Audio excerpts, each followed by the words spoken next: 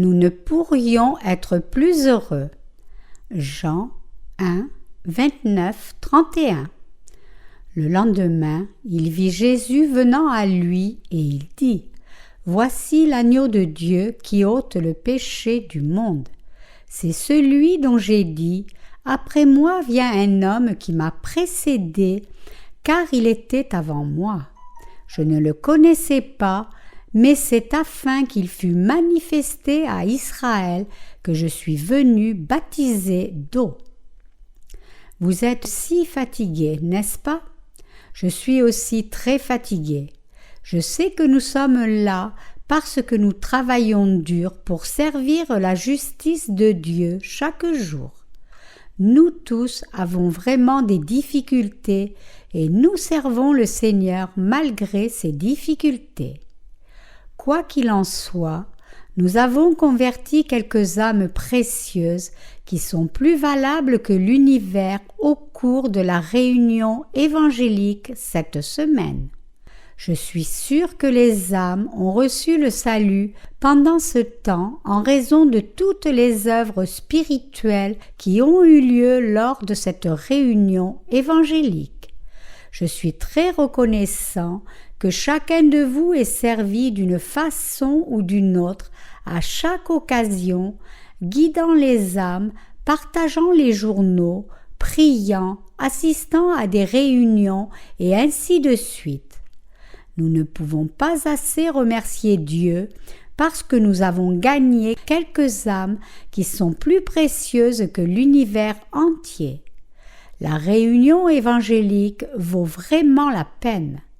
Nous sommes également reconnaissants à Dieu toutes les fois que nous entendons les bonnes nouvelles de nos lecteurs qui ont lu notre série sur la croissance spirituelle.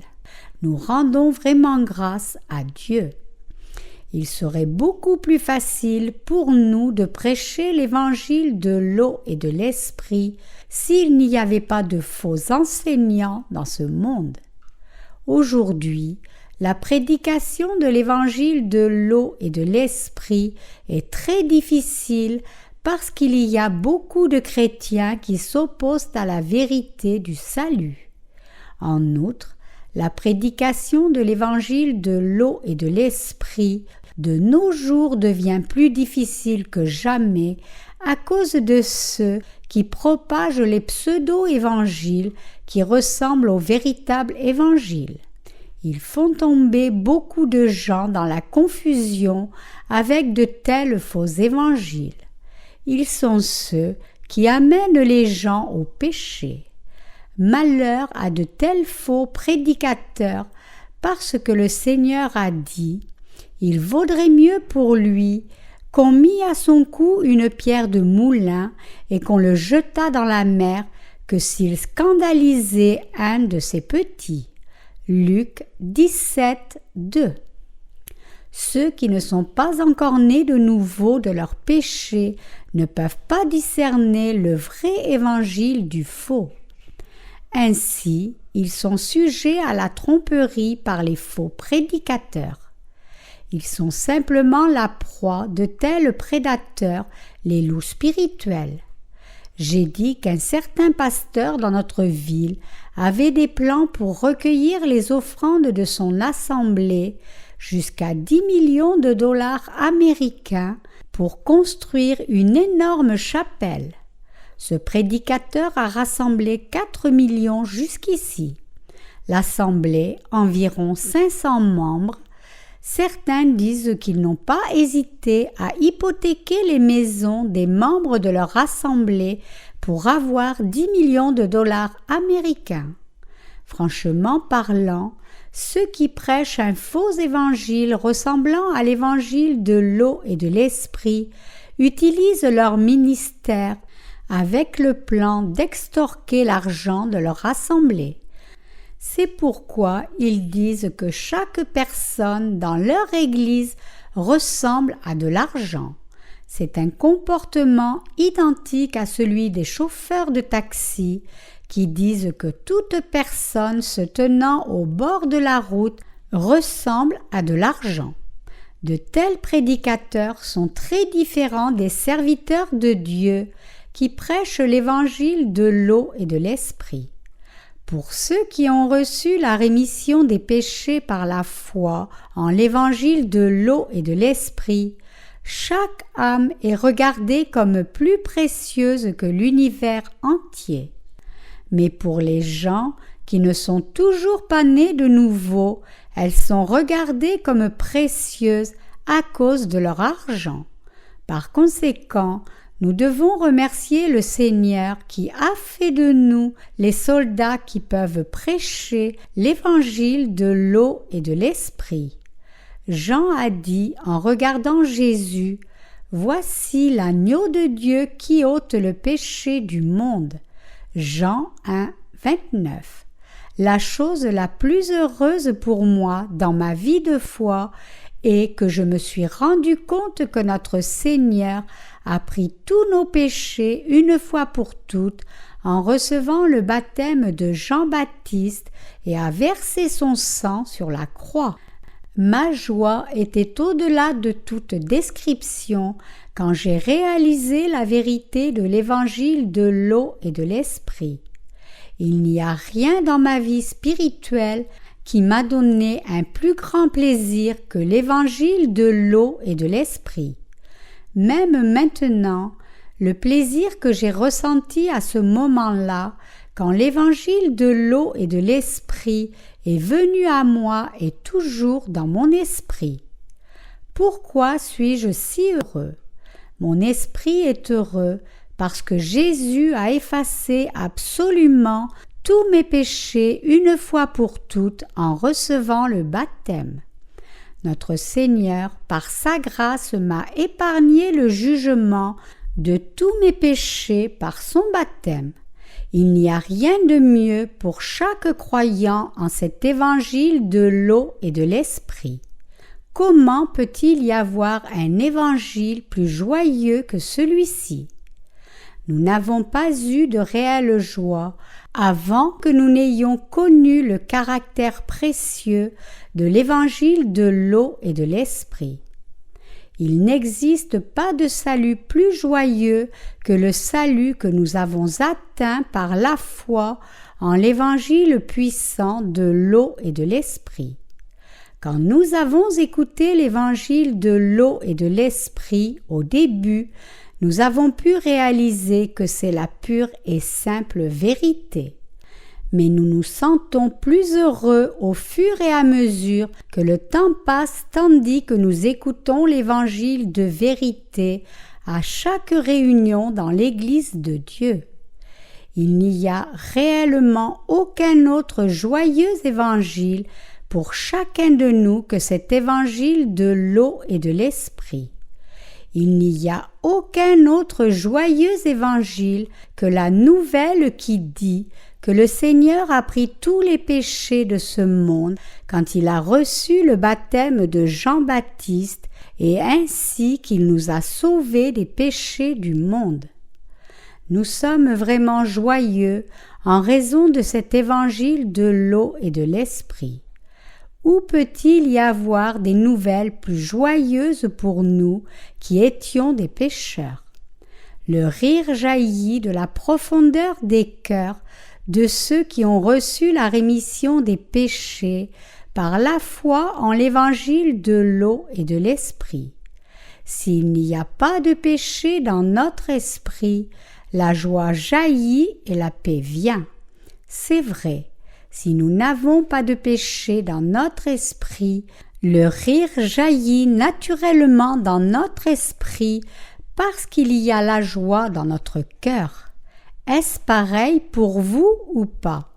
Oui, je suis sûre que c'est pareil pour vous tous.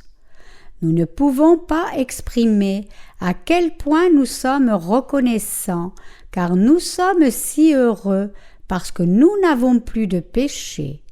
Il y avait un film célèbre intitulé « Le son de la musique ». Je me rappelle que l'histoire et les chansons douces de ce film m'avaient donné une grande joie et ont fait une impression sur mon esprit pendant un certain temps après que j'ai vu le film, mais les joies de ce monde ne durent pas longtemps. La louange de foi que nous donnons à Dieu est plus grande que le plaisir de ce monde. Le plaisir du salut que notre Seigneur nous a donné en effaçant nos péchés est si grand qu'il ne peut être comparé à la joie de ce monde. Même si vous passez vos vacances à la plage de Waikiki, plantant une tente sous un cocotier, observant de belles filles et le paysage, dans les cœurs des nés de nouveau, il y a toujours une plus grande joie, une joie plus grande que n'importe quoi que nous pouvons obtenir de ce monde. Les bénédictions d'être nés de nouveau par l'évangile de l'eau et de l'esprit ne peuvent pas être changées avec aucune bénédiction de ce monde. Quand le Seigneur était sur le point de recevoir le baptême de Jean-Baptiste, il a dit à Jean « Car il est convenable que nous accomplissions ainsi tout ce qui est juste. » Matthieu 3, 15. Et le jour suivant, Jean a témoigné « Voici l'agneau de Dieu qui ôte le péché du monde. » Jean 1, 29. Si ces versets n'étaient pas mentionnés dans la Bible, toute personne vivant sur terre mourrait désespérément dans le péché. Nous recevons le salut si nous croyons en la promesse du salut que notre Seigneur a effacé nos péchés en les prenant avec son baptême et en versant son sang. Il est clair que nous avions des péchés avant que nous croyions en l'évangile de l'eau et de l'esprit, mais maintenant les péchés ont été effacés. Que les gens croient en l'évangile de l'eau et de l'esprit ou non, le Seigneur a déjà effacé tous les péchés de ce monde. Puisque notre Seigneur a pris les péchés du monde et qu'il a accompli toute la justice de Dieu une fois pour toutes, nous avons reçu la rémission des péchés par la puissance de l'évangile de l'eau et de l'esprit qu'il nous a donné. Nous avons le véritable espoir parce que l'évangile de l'eau et de l'esprit est dans le monde. Bien qu'il y ait beaucoup de gens dans ce monde qui n'ont pas encore reçu la rémission des péchés, ils peuvent être lavés de leurs péchés s'ils écoutent cet évangile de l'eau et de l'esprit et l'acceptent avec leur cœur. C'est la raison pour laquelle il y a encore de l'espoir. Nous menons une vie heureuse par l'évangile de Dieu et sous la conduite du Saint-Esprit.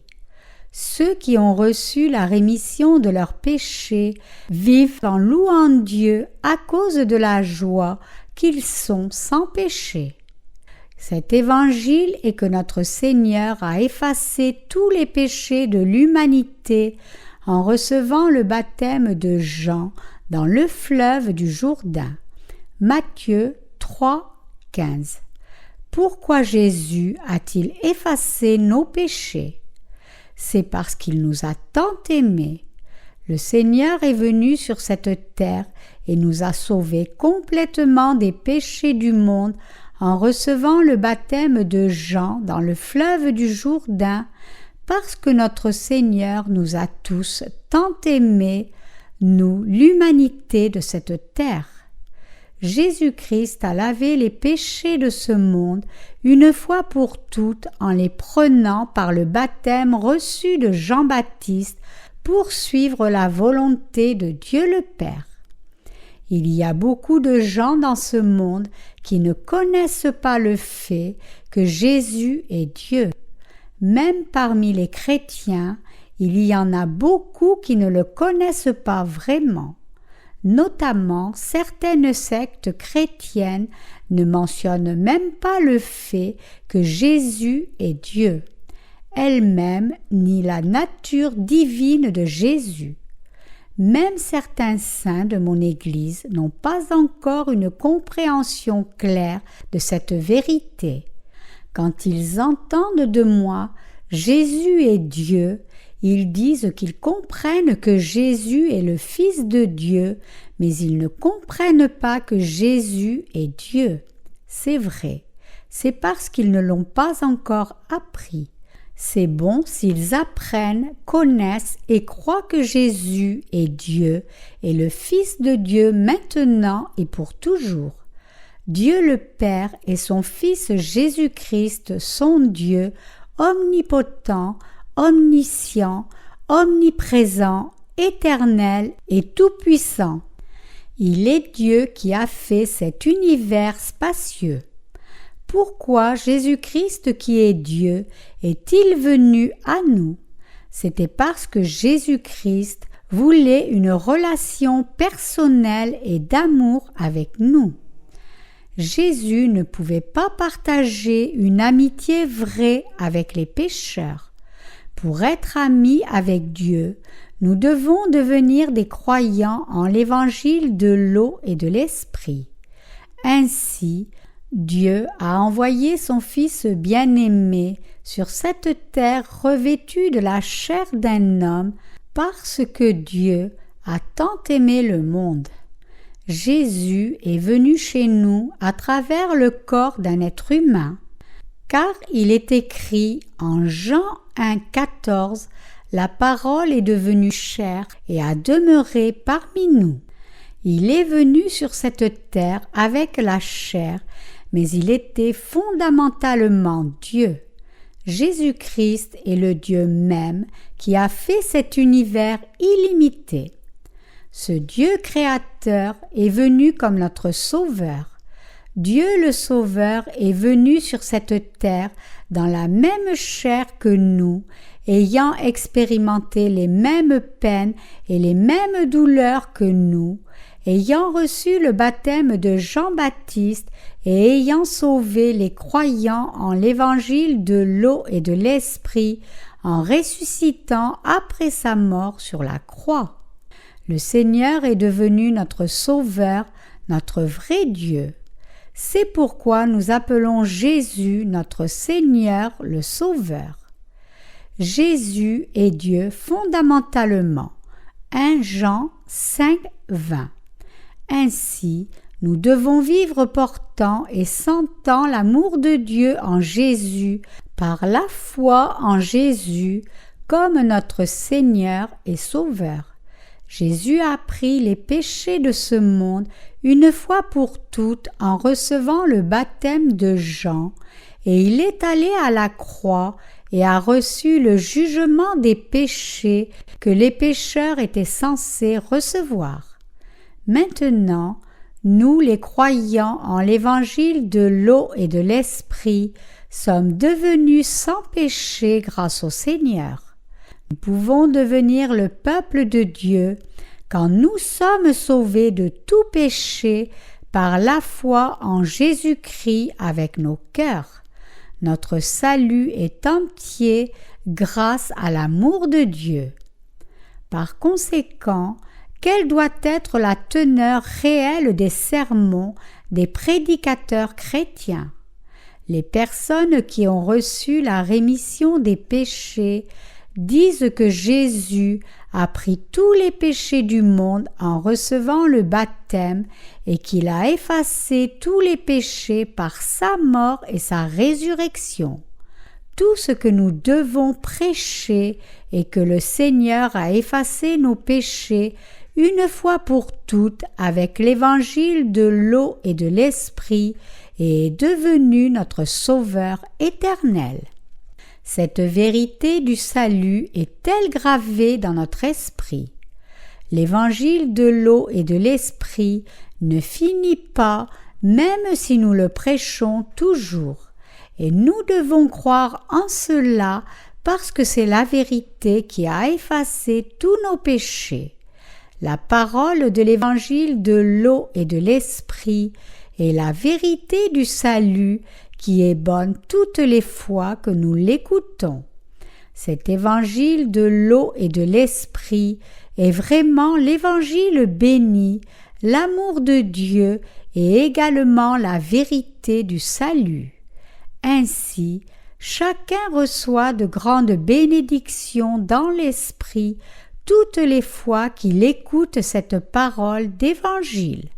Quand nous écoutons l'Évangile de l'eau et de l'esprit, nous devons rejeter nos propres pensées et nos idées fixes.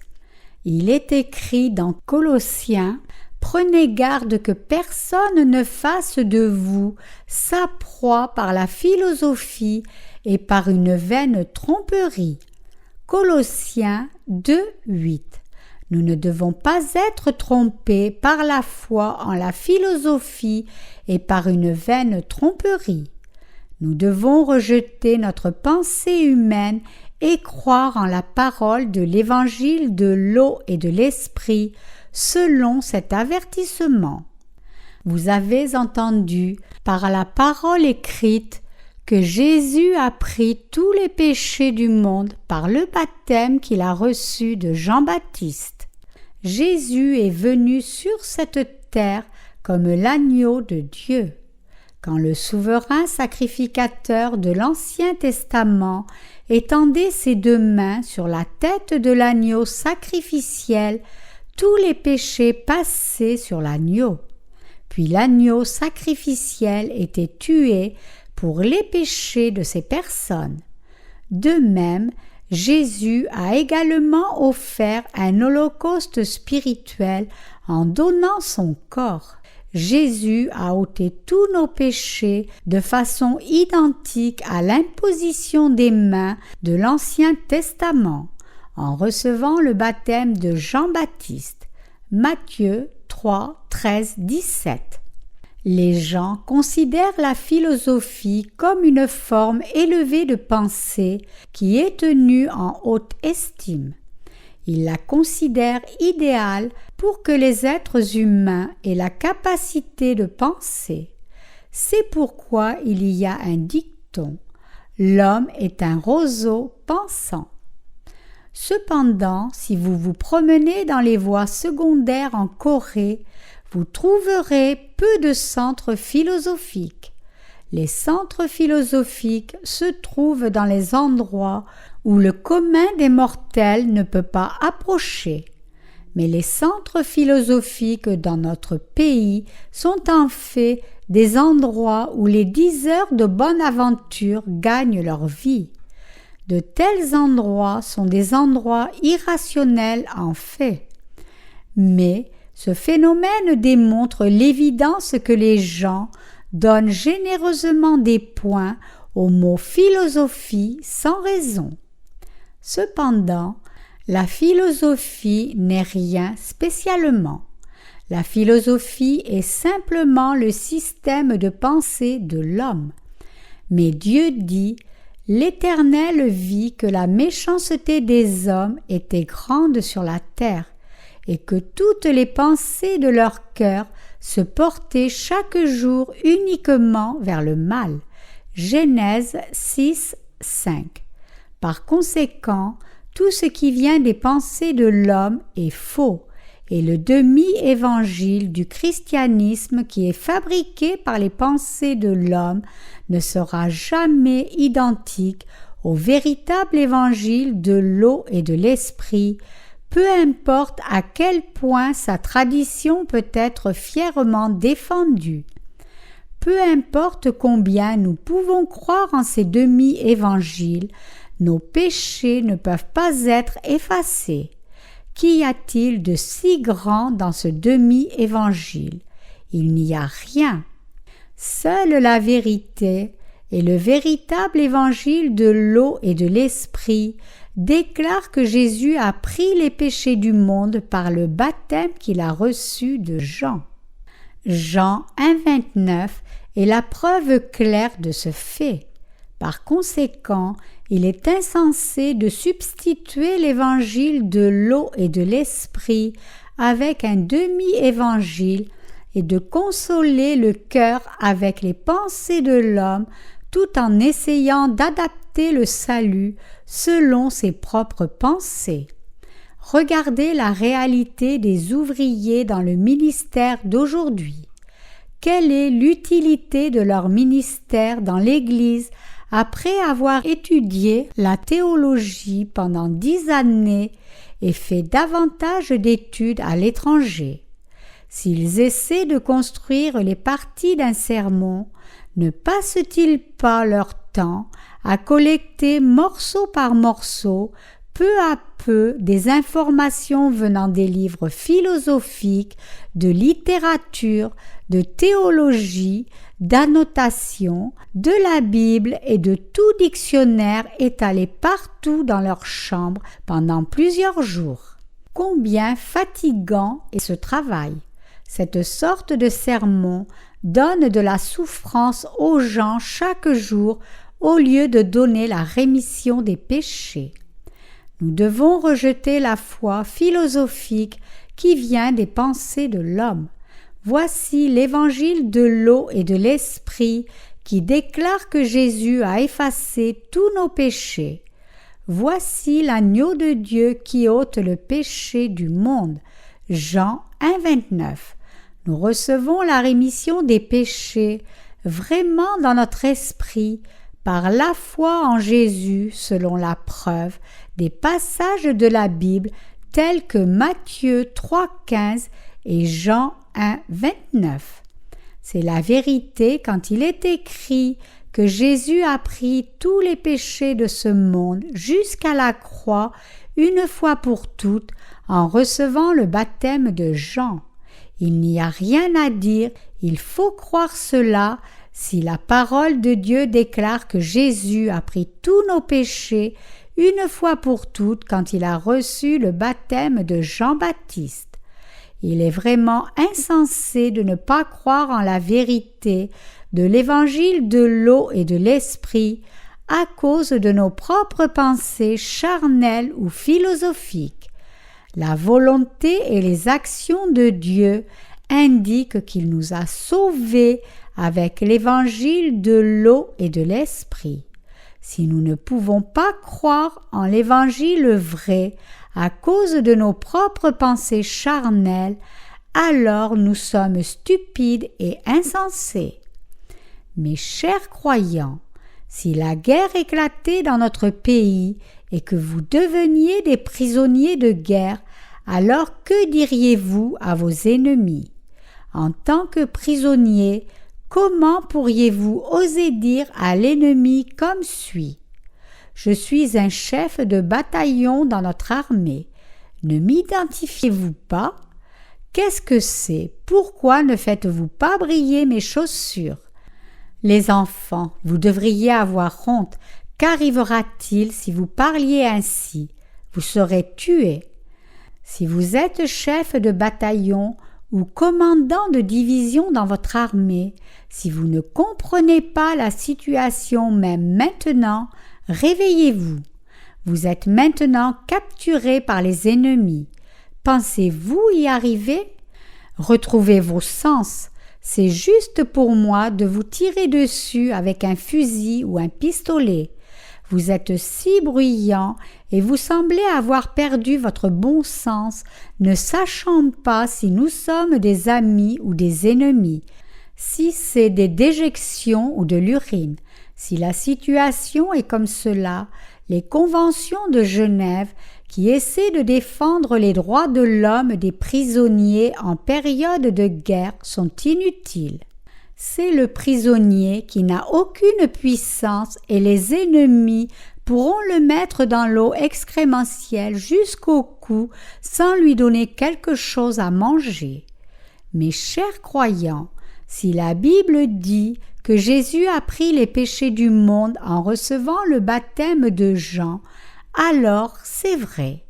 Étant un captif du péché, qu'est-ce qu'un pécheur peut faire ou dire contre la vérité de l'évangile de l'eau et de l'esprit et Dieu? Nous devons simplement croire ce qui est écrit dans la Bible, que Jésus a pris les péchés du monde en recevant le baptême, au lieu de lancer des paroles inutiles. Il n'y a aucune raison pour nous, les êtres humains, d'être fiers devant Jésus. Peu importe à quel point nous sommes futés ou combien de choses nous avons apprises. Y a-t-il quelque chose dont nous devons être fiers? Nous n'avons aucune raison de nous vanter devant Jésus, même si nous avons des centaines de décrets de docteurs en divinité. Mais alors, il y a tant de personnes ridicules dans la communauté chrétienne. Les dossiers personnels ou les résumés de quelques pasteurs montrent qu'ils sont allés dans plusieurs écoles théologiques. Ils sont allés ici et là, mais ils ont été diplômés que d'une seule école. Il est mentionné qu'ils ont exposé quelques sujets ici et d'autres sujets là, mais ils ne connaissent toujours pas cette vérité que Jésus a pris les péchés du monde. Ils ont des péchés tous les jours parce qu'ils ne savent pas cela. Quoique Jésus ait pris les péchés du monde, ils ont toujours des péchés parce qu'ils ne connaissent pas le véritable évangile. Par conséquent, ils resteront inévitablement captifs du péché. Il est insensé pour eux qu'ils soient fascinés par la philosophie du monde à cause de leur ignorance au sujet de la vérité de l'eau et de l'esprit. La philosophie et la théologie sont produites par les pensées de l'homme et donc elles ne sont pas plus que des déchets. L'apôtre Paul a également considéré la philosophie comme une perte. Philippiens 3, 8. Ceux qui creusent dans le champ de la philosophie connaissent bien ce fait. Ceux qui ont étudié dans ce monde pourraient penser que les études mondaines sont grandes. Toutefois, ceux qui ont fait des études mondaines correctement savent pleinement qu'il y a des limites à la connaissance humaine. Ainsi, comme quelqu'un une fois l'a dit, le plus instruit, le plus confus. Par conséquent, s'il est dit dans la Bible que Jésus a pris les péchés du monde, c'est simplement vrai. Il n'y a rien de plus à dire contre cela. Qui a témoigné que Jésus a pris les péchés du monde? Jean-Baptiste a transféré les péchés sur Jésus et a témoigné de lui comme cela. Voici l'agneau de Dieu qui ôte le péché du monde. Cette personne est le Messie à venir et le Sauveur qui a pris tous les péchés de l'humanité. Jésus est notre Sauveur. Croyez en lui. Jésus a pris tous nos péchés. Ce que je veux dire est que Jean-Baptiste a témoigné comme cela. Naturellement, il y a beaucoup de gens qui ont demandé pardon pour leurs péchés de chaque jour à cause des péchés de leur cœur. Jean-Baptiste ne leur a-t-il pas dit des mots très choquants? Voici l'agneau de Dieu qui ôte le péché du monde. C'était très choquant qu'il ait appelé Jésus l'agneau de Dieu, jusqu'à ce que Jean ait témoigné de cette façon. Qui parmi eux a cru en Jésus comme Dieu? Qui parmi eux a cru en Jésus comme le Messie? Son témoignage pouvait être très choquant pour les gens de cette époque parce que personne ne savait encore qui était Jésus. Voici l'agneau de Dieu qui ôte le péché du monde. C'est très choquant si nous prenons en compte la situation à ce moment-là. Voici, il demandait l'attention, l'agneau de Dieu qui ôte le péché du monde. En effet, ces mots signifient que Jésus est le Messie. Cela signifie que Jésus est le Sauveur, pour ainsi dire, ou Dieu. Quand Jean-Baptiste a témoigné que cette personne est précisément le Messie qui a été prophétisé par Ésaïe dans l'Ancien Testament, Alors les gens étaient choqués et dubitatifs, disant probablement « Alors, est-ce lui? Mais alors, est-ce ce minable? Il ressemble à un homme de la campagne. Est-il le Sauveur même qui a été prophétisé, étant comme une racine sortie d'une terre desséchée ?» Quand nous examinons le passage d'Ésaïe, il est évident que l'aspect de Jésus n'avait rien pour être admiré. Qui a cru à ce qui nous était annoncé? Qui a reconnu le bras de l'Éternel? Il s'est élevé devant lui comme une faible plante, comme un rejeton qui sort d'une terre desséchée. Il n'avait ni beauté, ni éclat pour attirer nos regards, et son aspect n'avait rien pour nous plaire. Ésaïe 53, 1, 2. Il est habituel pour nous de penser à Jésus comme un Jésus très beau, mais les Écritures disent qu'il n'avait aucune beauté qui puisse faire que nous le désirions. Mais les mots de sa bouche étaient très précieux, ils étaient très rares et précieux. La gloire et le caractère précieux de Jésus étaient sans comparaison.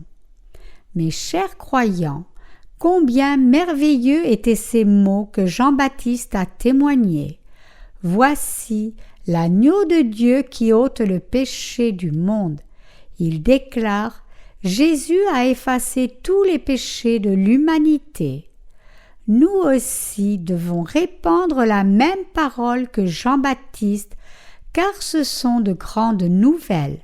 Cependant, il y a beaucoup de gens qui ne croient pas en ce témoignage merveilleux. Certains discutent juste les doctrines de leur dénomination sans les apprendre ou les connaître correctement.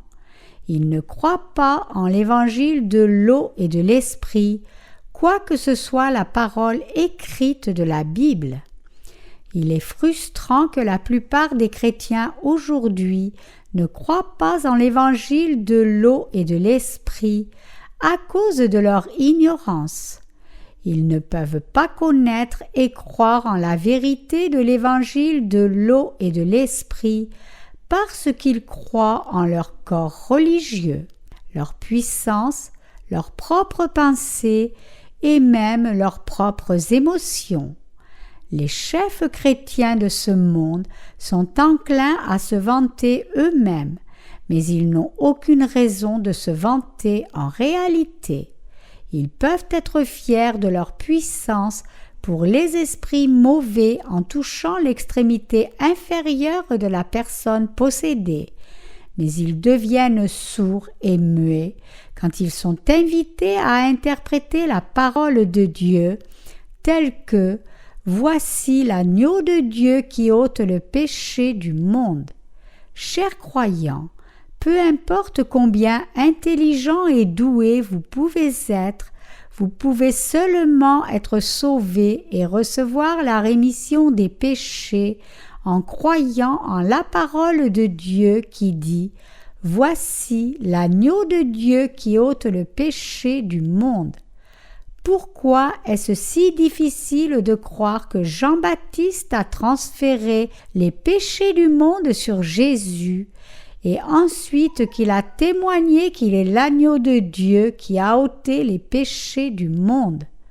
Tout comme les sacrifices de l'Ancien Testament impliquaient le passage des péchés en étendant les mains sur le sacrifice, Jésus a reçu et ensuite effacé tous les péchés des gens par son baptême. Alors, que dire de plus devant le témoignage de Jean? Vous vivez toujours en tant que pécheur si vous ne croyez pas en cette parole. La raison pour laquelle notre esprit est en paix maintenant est que notre Seigneur a pris les péchés de ce monde par son baptême et a effacé nos péchés une fois pour toutes à la croix. C'est pourquoi notre esprit est sans péché et dans la paix. Cependant, il y a d'innombrables chrétiens qui ont des péchés parce qu'ils ne croient pas en la parole de l'évangile de l'eau et de l'esprit. Il n'y a aucune assurance d'être sauvés du péché en eux, leur esprit est toujours inquiet et ils sont très fatigués de se montrer continuellement faisant des actes vertueux. Pas mal de gens vont en enfer bien qu'ils croient en Jésus de tout cœur, et d'autres vont au ciel parce qu'ils croient en Jésus selon la vérité. En fait, il semble qu'il y a beaucoup de chrétiens qui devraient aller au ciel, mais ce n'est pas le cas. Ils savent qu'ils ont du péché et seront détruits pour leur péché, et donc ils essaient de s'échapper de cette destruction en faisant de bonnes actions selon leurs propres critères. Ils supposent qu'ils iront au ciel en vivant sagement, mais ils vont en enfer. Dieu le Père a désigné le Fils de Dieu comme le Sauveur de ce monde et a décidé que personne ne peut être sauvé de ses péchés sans avoir la foi dans le baptême que le Fils a reçu et le sang de la croix. Nous allons au ciel à cause de Jésus et de l'évangile de l'eau et de l'esprit. Même si nous vivons sagement dans ce monde, si nous ne croyons pas en Jésus qui est venu par l'évangile de l'eau et de l'esprit, nous ne pouvons pas être sauvés de la destruction et nous irons en enfer.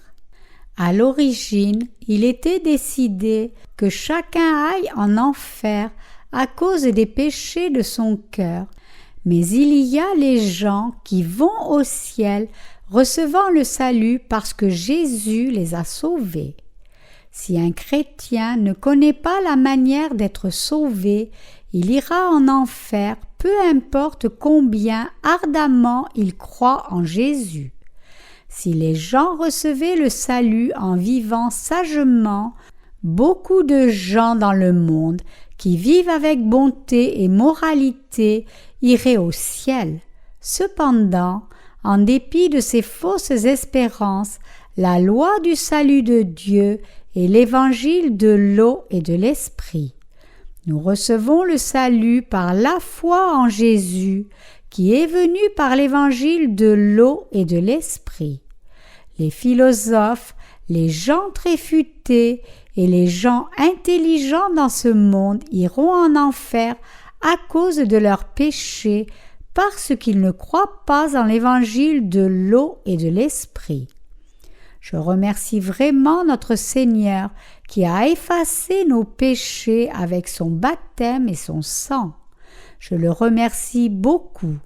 Si le Seigneur nous demande pourquoi sommes-nous les plus reconnaissants, nous ne pouvons pas nous empêcher de dire que nous sommes reconnaissants que notre Seigneur ait effacé nos péchés. Je veux vraiment proclamer cela pour toujours. Voulez-vous également dire que vous êtes heureux et reconnaissant que le Seigneur ait effacé tous vos péchés? Je suis sûre que oui. Ne pas avoir de pensée autre que cela, pensons joyeusement que le Seigneur a effacé tous nos péchés dans ce monde par la foi. Une telle personne est clairement très sage. Quoi de plus précieux que l'évangile de l'eau et de l'esprit? Nous pouvons faire les œuvres de Dieu acceptables seulement avec la foi en cet évangile. Nous pouvons servir et prêcher ce véritable évangile, le faire bien et vivre pour les autres quand nous avons la foi en l'évangile de l'eau et de l'esprit dans notre esprit. Nous devons vivre dans la foi correcte qui nous permet de recevoir la rémission des péchés. Nous pouvons faire les bonnes œuvres avec la foi dans un esprit reconnaissant à notre Seigneur qui a effacé nos péchés. Nous devons faire cela et seulement si le Seigneur le veut. Nous devons remercier Dieu avec la foi. Nous devons toujours garder la foi dans notre esprit et être reconnaissants que le Seigneur Jésus-Christ ait pris et effacé tous nos péchés. Le croyez-vous maintenant? Ceux qui n'ont pas l'évangile de l'eau et de l'esprit dans leur esprit en ce moment doivent croire en l'évangile de l'eau et de l'esprit avant le jour du retour du Seigneur. Nous qui avons ce bel évangile dans notre cœur, donnons notre reconnaissance au Seigneur pour toujours parce qu'il a pris les péchés du monde en recevant le baptême de Jean-Baptiste dans la rivière du Jourdain. À cause de son acte juste, nous sommes sans péché, quoique nous soyons trop faibles et insuffisants pour vivre sans commettre de péché. Alléluia!